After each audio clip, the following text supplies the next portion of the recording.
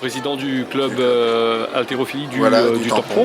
On va parler de cette manifestation, de cette journée, c'est la 10e, vous fêtez l'anniversaire, 10e année. Voilà, disons que nous sommes dans la 10e année du club, d'existence du club, puisqu'elle a été créée en juin 2005. Donc cette année, jusqu'au 31 décembre, nous fêtons notre 10e anniversaire. Oui, donc aujourd'hui, nous avons organisé une compétition prévue au calendrier national qui s'appelle le Challenge d'automne, qui regroupe donc les non classés et débutants. Et nous avons joint à cette compétition aujourd'hui même le premier tour de la Coupe de France jeune par équipe de 3. Donc nous avons eu aujourd'hui 3 équipes qui ont été représentées. C'est exceptionnel, vous m'aviez dit tout à l'heure, parce que... Oui, alors ce qui est très exceptionnel, c'est que d'habitude on réserve nos compétitions avec 15 à 20 athlètes, donc on fait une sélection par rapport à ça. Sauf que cette année, on a un afflux de personnes, donc vous avez pu voir aujourd'hui plus de 40 athlètes. Donc des débutants aussi et des non licenciés, car la fédération, pour relancer l'haltérophilie, a souhaité qu'on organise donc au niveau national, tous les clubs de France et d'ici les DOM, des compétitions réservées à des non licenciés. D'accord. Ce qui Parce permet... qu'avant c'était impossible. Impossible, il fallait être licencié, donc il y a une assurance spécifique qui couvre ça. Et des gens qui sont issus de clubs comme du crossfit, comme du fitness et autres, qui se sont initiés un peu à l'haltérophilie, peuvent venir maintenant. Mais bon... ce qui leur donne un avant-goût de ce qui les attend, pour ne pas s'engager, je dirais ne pas s'engager directement. Voilà, ils ne s'engagent pas directement, ils ne sont pas dans une association loi 1901, donc automatiquement ils ne peuvent pas faire de compétition. Ça leur permet de mettre le pied à l'étrier et peut-être de là... Est-ce qu'ils sont logés à la même enseigne que les... Pas tout à fait, puisqu'ils ne sont pas licenciés. Mais donc on a fait un classement, si vous voulez, aujourd'hui de non-licenciés, ce qui permet... On a remis aussi des coupes et des médailles à des non-licenciés, puisque nous sommes d'abord des sportifs, donc il y a ceux qui font partie des associations reconnues et ceux qui ne sont pas, qu'on aide à ce qu'ils soient reconnus par la suite, qui viennent soit nous rejoindre dans nos clubs ou créer d'autres associations. D'accord.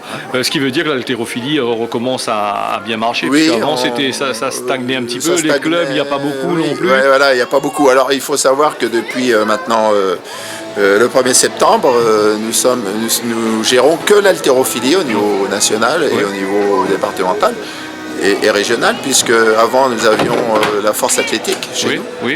Et le culturisme. C'est une autre compétition, ça. Voilà, donc maintenant c'est fini. Donc la fédération internationale a refusé que chaque fédération nationale gère plusieurs disciplines, dont la force athlétique et le culturisme.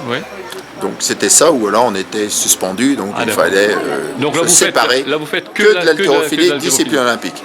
Comme ça, lui, le président de fédération internationale veut que ce soit que ça. Est-ce que c'est une bonne chose d'après vous? Parce que c'est un manque à gagner aussi. C'est un manque à gagner. C'est un manque à gagner, puisque au niveau national, je dirais même, parce que on était passé à 5000, pardon. Non, pas 5000, 56 000. 56 000, vous voyez, dans les chiffres, j'ai perdu un peu parce que maintenant tout a changé. 56 000 adhérents, et là, je ne sais pas, on attend fin juin pour savoir exactement ce qu'on sera exactement au niveau national. Mais bon, au niveau club, ici à La Réunion, ça ne va pas trop changer, puisque par exemple le club du Tampon, c'est un club où il y a quand même 150 adhérents. C'est quand même le seul club dans le sud. Dans le sud, c'est le seul club aujourd'hui qui est dans le sud. Je pense que c'est pas un peu dommage des fois d'avoir...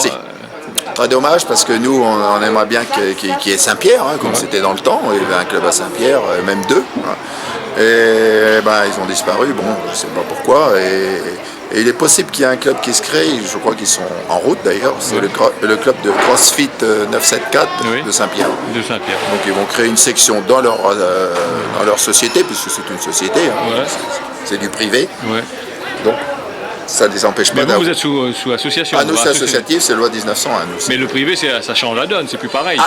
C'est-à-dire que le privé, lui, le dirigeant qui s'occupe de ça, qui est le directeur, lui, c'est son travail, il a besoin de gagner de l'argent. Voilà, c'est le businest. Que nous, c'est du bénévolat. Et puis c'est de la passion aussi. C'est la passion. On ne retrouve pas les mêmes choses. Est-ce qu'on va retrouver des champions qui étaient là avant, ou des entraîneurs qui sont passionnés aussi?